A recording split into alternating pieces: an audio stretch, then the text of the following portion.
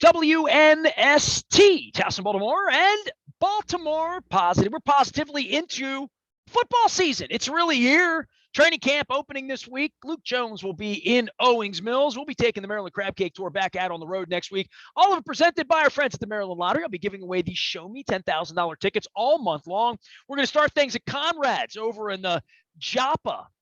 Between Loch Raven and Perring in the Towson area. We're going to be at the Conrad Seafood Market where you can get the seafood seasoning, just like I'm holding right here. I may actually get some crabs on day one as well as a crab cake. Our friends at Goodwill bringing the truck by to take care of all your summer cleaning. Make sure you're donating to them, and our friends at Window Nation. I got my new windows coming in here in about 2 weeks. Looking forward to that as well. Luke Jones has a window into the soul of all things purple, and Owings Mills here is the Ravens, the nervousness of Lamar not showing up at OTAs and all the bad guys in the media like me, how dare we actually talk about the football team? But the apologists out there, the media was saying Lamar wasn't going to. No, Lamar never made it clear Lamar was going to show up. I'm not still sure Lamar's going to play on September 11th without a new contract.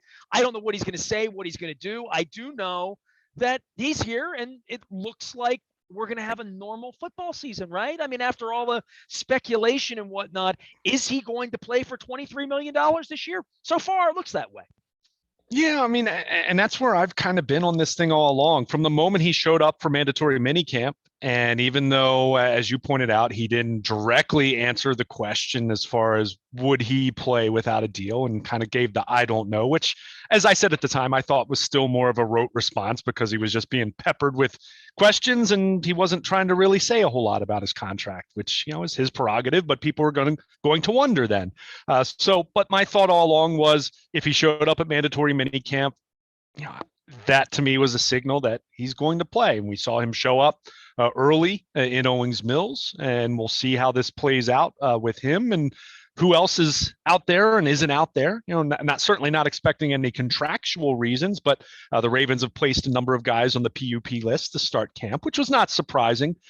But it's the big question. We know that Eric DaCosta and Lamar Jackson had conversations at mandatory minicamp. It seems as though it went well enough that there's been at least some dialogue since then. Is that going to be enough to get a deal? Time will tell. You still go back to the Deshaun Watson deal. You see what the Kyler Murray deal means for Lamar, at least in terms of average annual value. I mean, whatever the Ravens were or were not offering a year ago is pretty irrelevant now when you consider how the market has changed since then.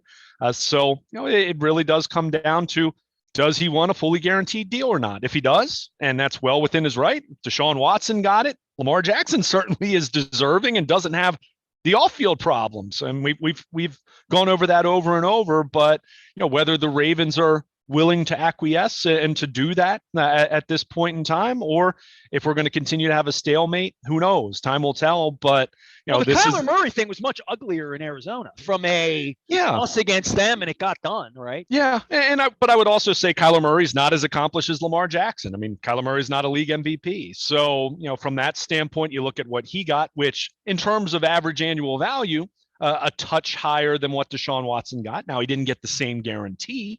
And that's where, if I'm Lamar, I'm looking at this thing and saying, okay, I'll do what Kyler Murray did, but give me more guaranteed money or fully guarantee it, if we're going to make that argument. So, that's where we wonder how close they could be. Will we see a deal at some point here in the next few days or the next few weeks or before week one, or will we be talking about the franchise tag?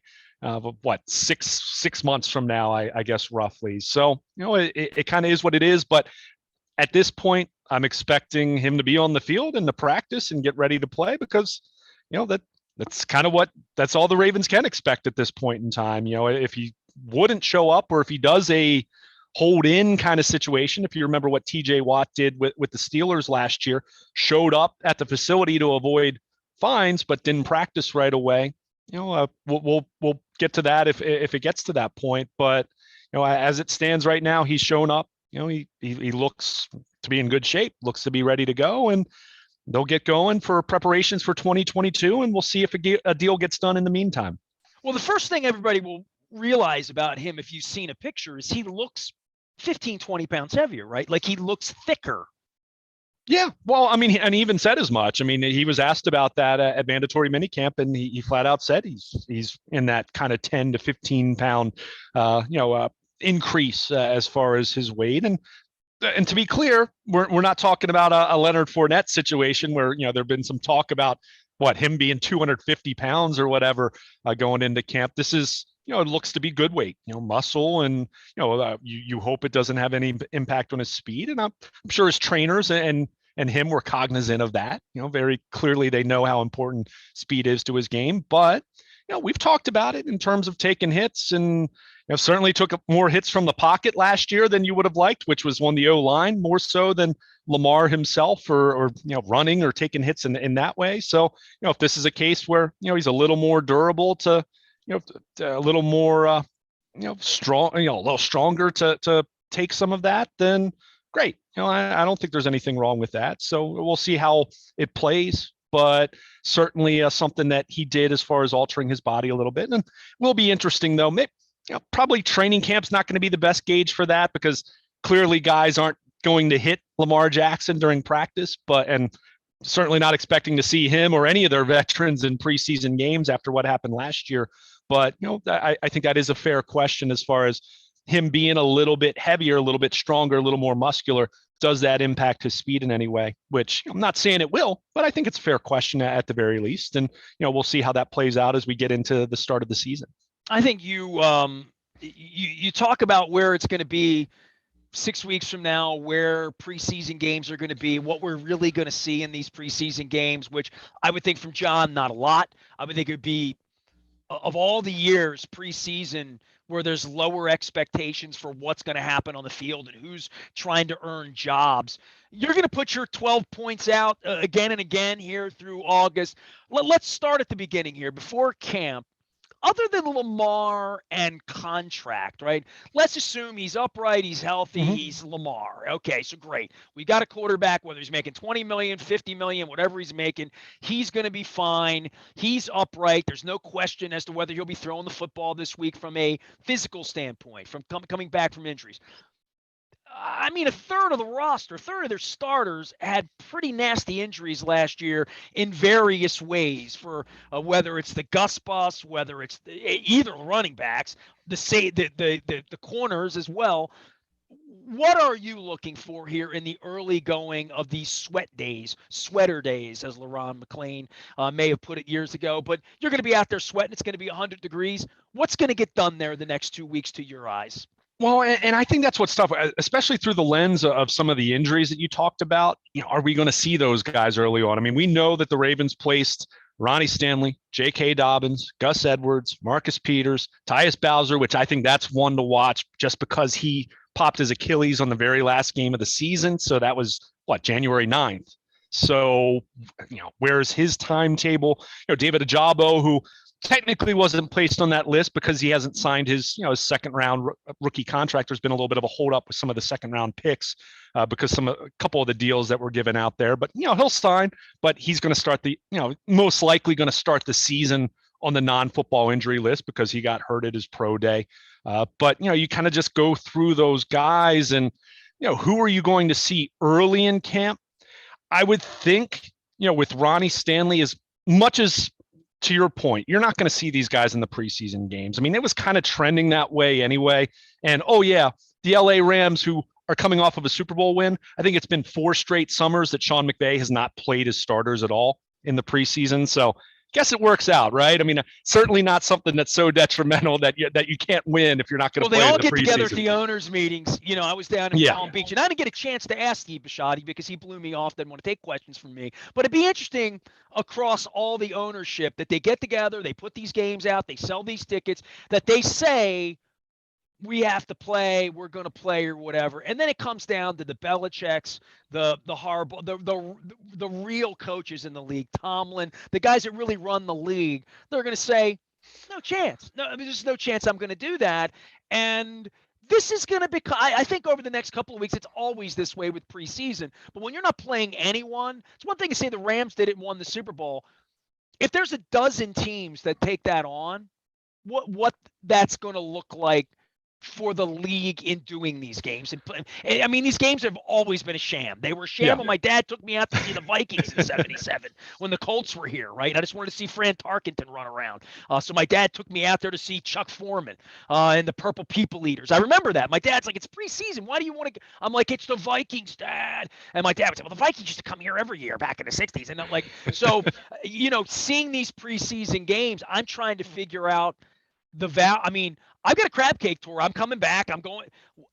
They're always awful. How awful will they be if no one plays anywhere? Yeah, and I think, I mean, look, from a season ticket holder standpoint, from people who are actually paying to go to the games, it's certainly problematic. And it's nothing new. We've talked about it for years. I mean, we were talking about that in the 90s. We were talking about that before we had Ravens. Right. They were the Browns. Of course. I mean, what, I guess other than what the Saints and the Dolphins going to Memorial Stadium, which, there was buzz, but that was for a different reason, right? On a tour in a couple of weeks, I'm going west, and I found one of Stedman's books in a bookshop. Great place out in Hancock, Maryland. Buddy Lou's Diner. So I'm going to go back and see if Stedman's book there. Stedman was writing about preseason games being a disgrace to the league in the '70s. So you know what I mean? Like, this is going. I'm just wondering at some point, if 5 years from now, if there won't be such a thing, if we're going to get to that point, because I think we're heading in that way if the coaches aren't going to play the players. Yeah, I think where you still take some pause in making that prediction, though, is go take a look at what the TV ratings will still be for the Hall of Fame game, which has notoriously, we haven't seen starters in a Hall of Fame game, and you might have to go back to the 90s. I mean, maybe Troy Aikman played a few snaps in a Hall of Fame, like going back to that era. But go look at what the rating is now. Is it a rating the same way of Week 11? A primetime game? No, of course not. But is it a rating that does better than whatever baseball game or whatever else is on that night? Yeah, it still draws. We talk about that, and we make fun of the USFL and the XFL and all these spring football leagues. And look, they don't do NFL numbers, but people like watching football. And even if it's backups, even if it's rookies, even if it's guys that are fighting to make the team.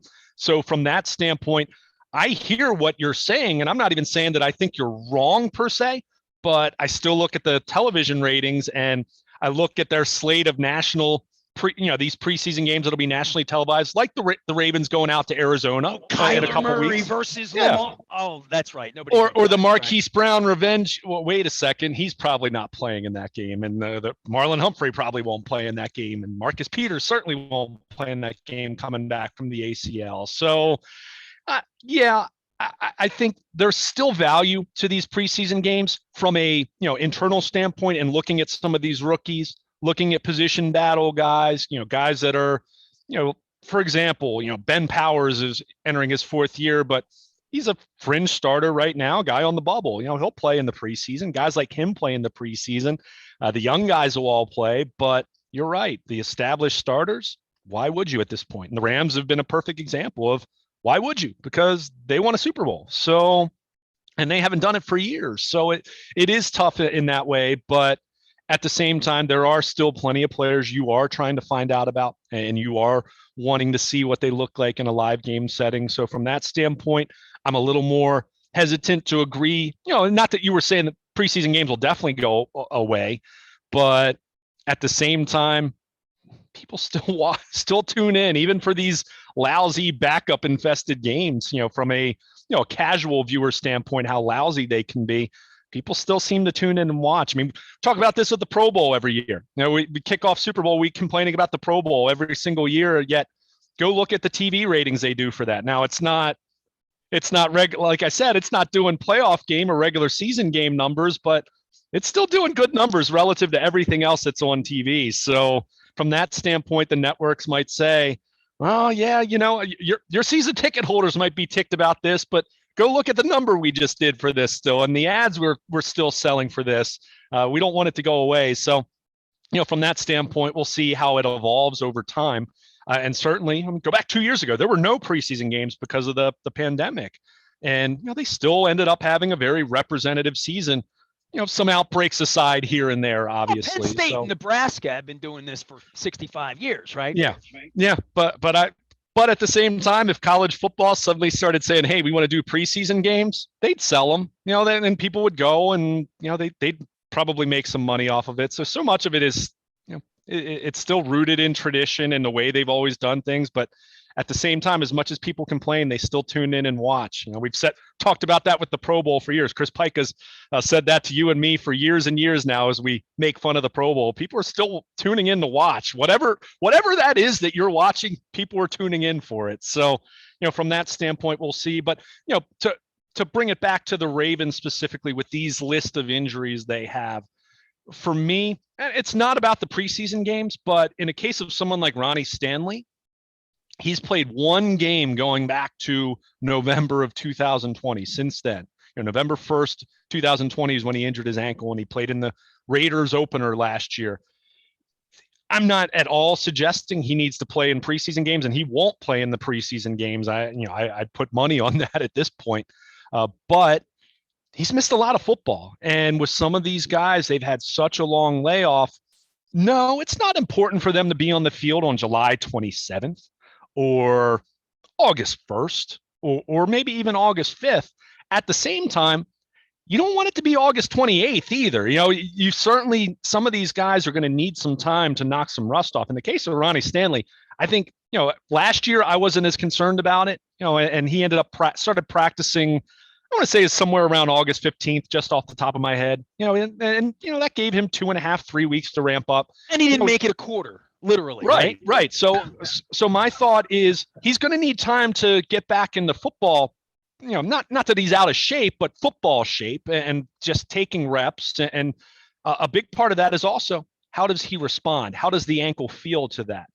Same thing with these guys coming back from ACL injuries. I think, there's always that difference. And we kind of think about this in a pass-fail way, where you say, okay, a guy's healthy enough to play or he's not playing, when we know that there's a wide range of outcomes there.